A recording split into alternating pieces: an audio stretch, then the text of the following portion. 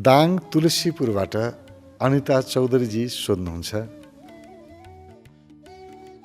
जीवन विज्ञान सत्संग भनेको के हो?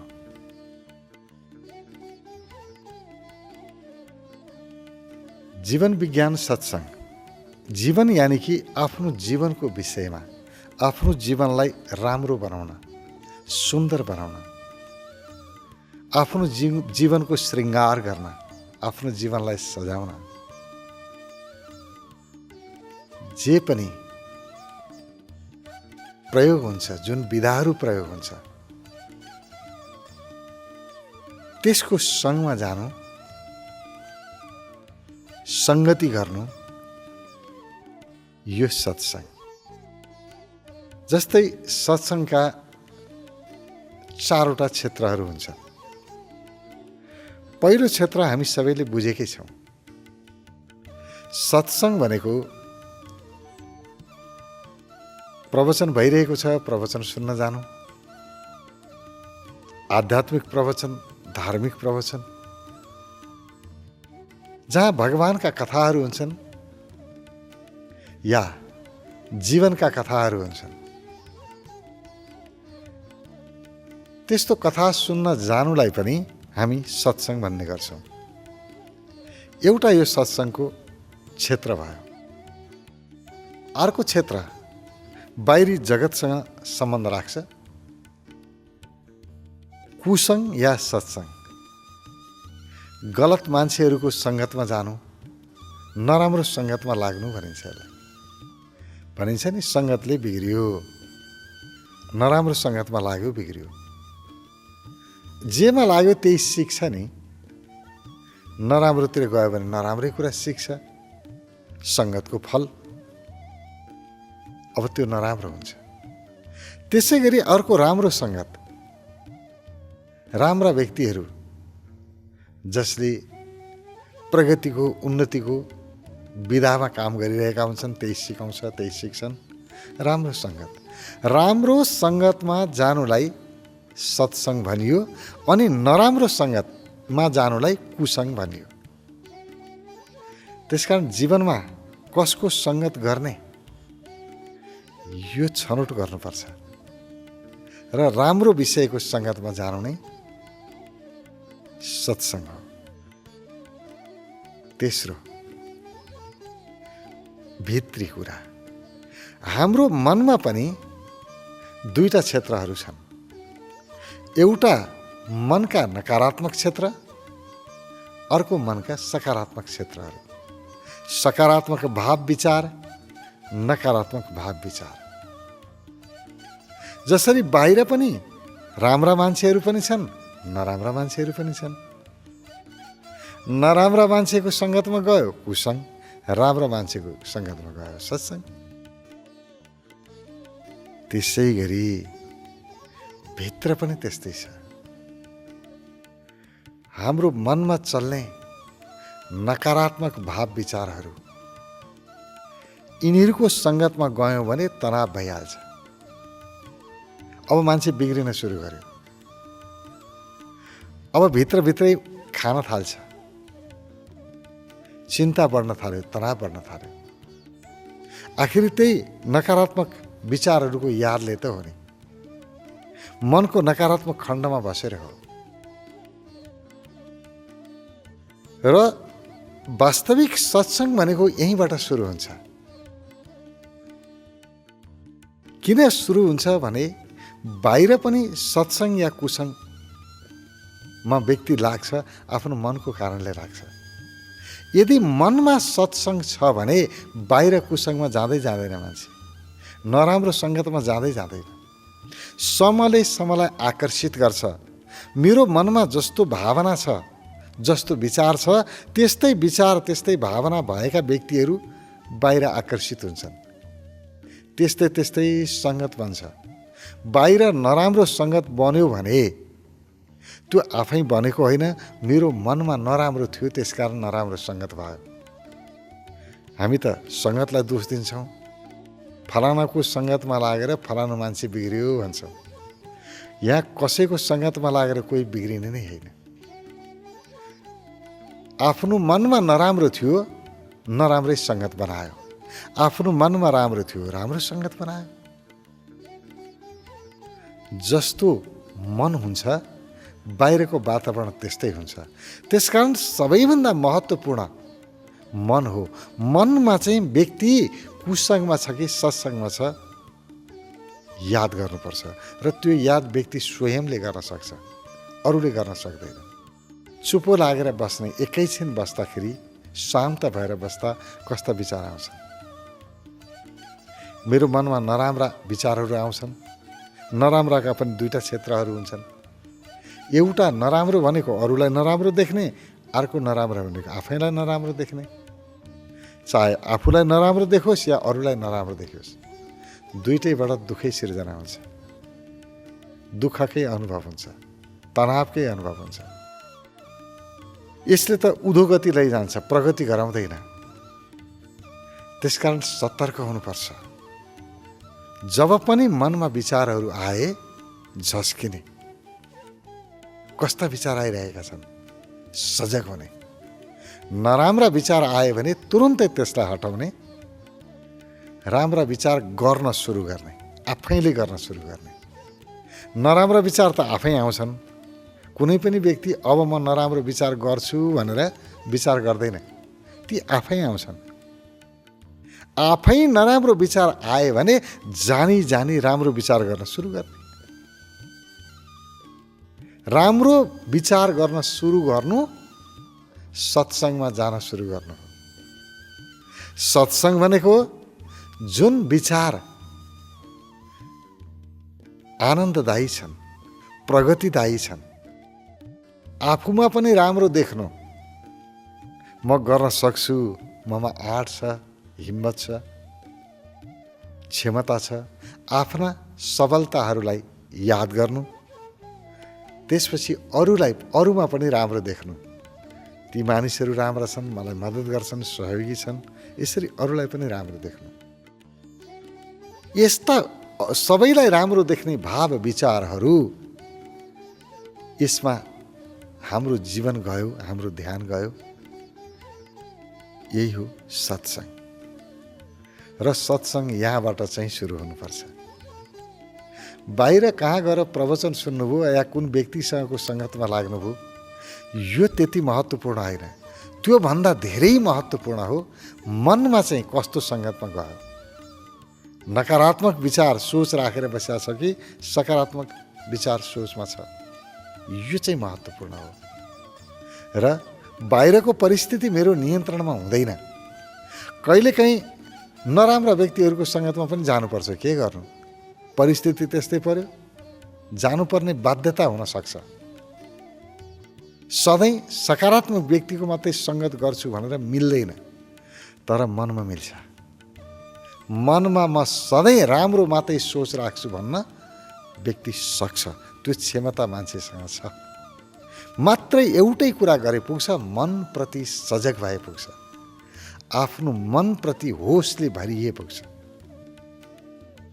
जसले आफ्नो मनप्रति सजगताको अभ्यास गर्यो, होसको अभ्यास गर्यो, त्यो व्यक्ति स्वतः सत्सङ्गमा प्रतिष्ठित हुन्छ। त्यसकारण सत्सङ्ग भनेको, मूल सत्सङ्ग भनेको के हो? मनमा रहेका नकारात्मकतालाई छोडेर सकारात्मकताको सङ्गमा जानु, यो सत्सङ्ग। चौथो, सत्सङ्गको मूल अर्थ हुन्छ सत्यको सङ्गमा जानु।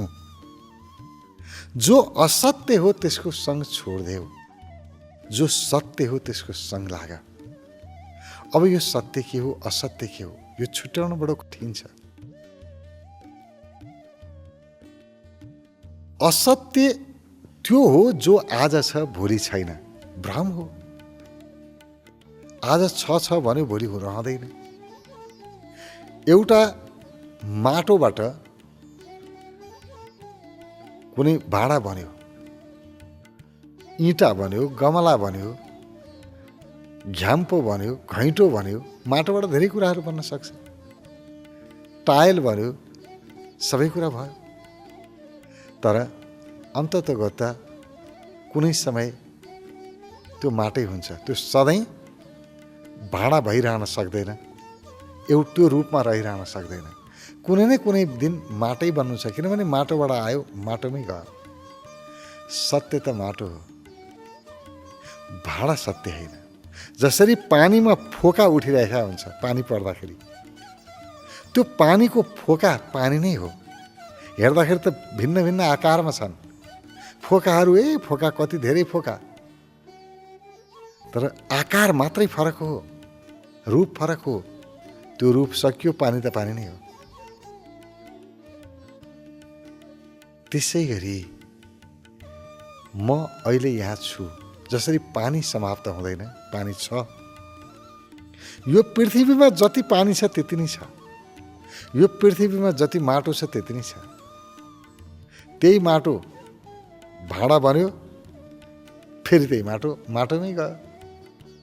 अलिकति पनि कम बेसी हुँदैन। पृथ्वीको माटो घटी हुँदैन, पृथ्वीको पानी कम बेसी हुँदैन, त्यही चलिरहेको छ। त्यसै गरी हाम्रो जीवन जे अनुभवमा आउँछ, के सत्य हो के असत्य हो, के बनेको हो केबाट बनेको हो, जेबाट बनेको हो त्यही हुन्छ। जुन तत्त्वबाट यो जीवन आयो, उही तत्त्वमा यो जीवन बिलायो। न जन्म इच्छा, न इच्छा मृत्यु, जसले पठायो उसले बोलायो। जहाँबाट बन्यो त्यही सकिन्छ, त्यही समाप्त हुन्छ। जहाँबाट बन्यो त्यो स्रोत चाहिँ सत्य हो। र जसले आफ्नो जीवनमा खोज्यो, जीवनको स्रोतलाई खोज्यो, म कसरी छु, कहाँबाट छु, म अहिले छु, म हुनुको स्रोत चाहिँ के हो, कहाँबाट म भएँ। जसरी माटोबाट माटाका भाँडाहरू बने, अन्ततोगत माटाका भाँडा माटैमा बिलाउँछन्। त्यसै गरी म पनि जहाँबाट बने त्यहीँ बिलाउँछु, तर पत्ता लगाउने विषय यति हो, माटाका भाँडा त माटोबाट बनेछन्, म केबाट बनेको रहेछु। यहाँ सबै कुरा परिवर्तन भइरहन्छ। प्रकृति हो नि, परिवर्तनशील छ। जे आज छ भोलि रहँदैन। तर एउटा तत्त्व यस्तो छ, जो हिजो पनि थियो, आज पनि छ, भोलि पनि रहन्छ। कहिल्यै कहिल्यै कहिल्यै नष्ट हुँदैन। जसद्वारा सबै कुरा बन्छ र फेरि उसैमा समाहित हुन्छ। त्यो तत्त्व के हो?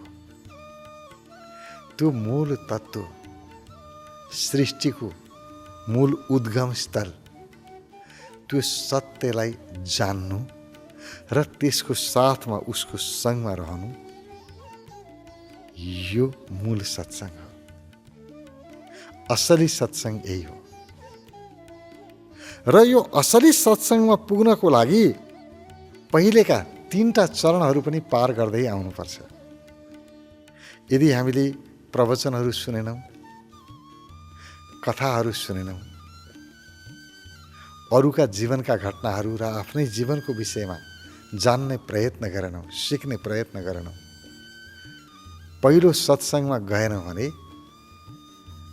मार्ग स्पष्ट हुँदैन। त्यसकारण पहिलो सत्संग पनि जरुरी छ। दोस्रो, राम्रा व्यक्तिहरूको सङ्गत, प्रयास गर्ने सकभर असल मानिसहरूको सङ्ग होस्, सकारात्मक व्यक्तिहरूको सङ्गतिमा पर्नु, यो पनि सत्संग हो। दोस्रो, यसको पनि अभ्यास गर्नुपर्छ। तेस्रो, मेरो मनमा चल्ने नकारात्मकतामा होइन, मेरो मन भावनाका सकारात्मक क्षेत्रमा मेरो सङ्गति होस्, सङ्गत होस्, त्यसको अभ्यास गर्नुपर्छ।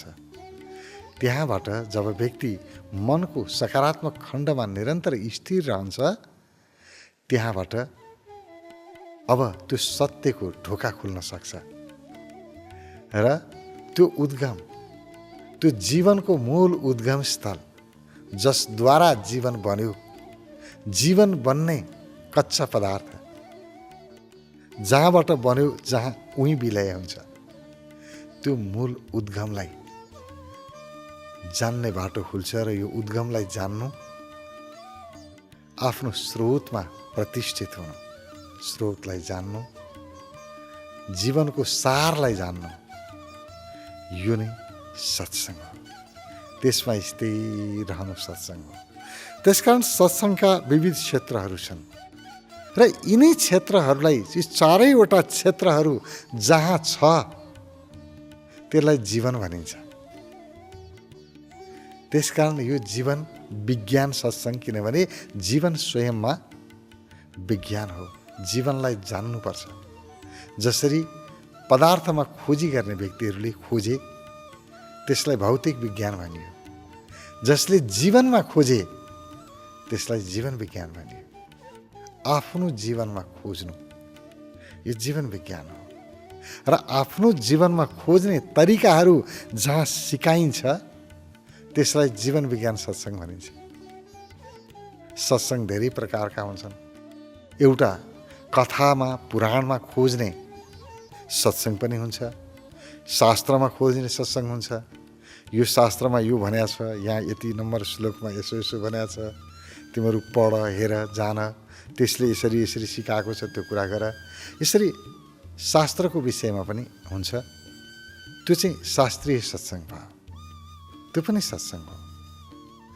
तर अर्को जीवन विज्ञान सत्सङ्ग चाहिँ यहाँ शास्त्रीय कुरा हुँदैन, कथा हुँदैन, अरूको विषय हुँदैन। यहाँ अरूले के गरे भन्नुभन्दा पनि आफूले के गरेँ भन्ने चाहिँ हुन्छ। मैले के गर्ने भन्ने हुन्छ। आफूलाई बुझ्ने, आफ्नो विषयमा जान्नु, आफ्नो क्षमतालाई जान्नु, आफ्नो स्वरूपलाई जान्नु, आफ्नो उद्गमलाई जान्नु र उसमा प्रतिष्ठित रहनु, यो जीवन विज्ञान सत्सङ्ग हो। त्यसकारण सत्सङ्ग अनिवार्य छ। चाहे सत्सङ्ग मात्रै होस् या जीवन विज्ञान सत्सङ्ग होस्, सत्सङ्गबाट बाटो प्रष्ट हुन्छ। किनभने सत्सङ्ग भनेको ज्ञान नै हो। कसरी हिँड्ने भन्ने हो। कुन बाटो हिँड्ने, कसरी हिँड्ने, किन हिँड्ने, हिँडेर गए के पाइन्छ, यो सबैलाई, समग्रतालाई जान्नु सत्सङ्ग हो। जसरी यहाँ प्रश्न अब आउँछ, अब जीवन विज्ञान सत्सङ्ग, यो सत्सङ्गमा बसेर के हुन्छ त? यो सत्सङ्ग सिकेर के हुन्छ? सिके के नसिके के? आखिरी आफ्नो व्यथा उस्तै हो, आफ्नो कथा उस्तै हो। जतिसुकै राम्रा कथाहरू सुनेर गए पनि, सत्सङ्गमा बसे पनि खानु परिहाल्छ, लाउनु परिहाल्छ, लेनदेन उस्तै हो, घर परिवार उही हो। फरक के पर्छ? फरक के पर्छ? यो प्रश्न हुन सक्छ। बिल्कुल त्यस्तो फरक त अनुभव गर्न तुरुन्तै नपर्ला। जस्तो मेरो घरमा चामल छैन, सत्सङ्ग गर्ने बित्तिकै चामल आउँदैन।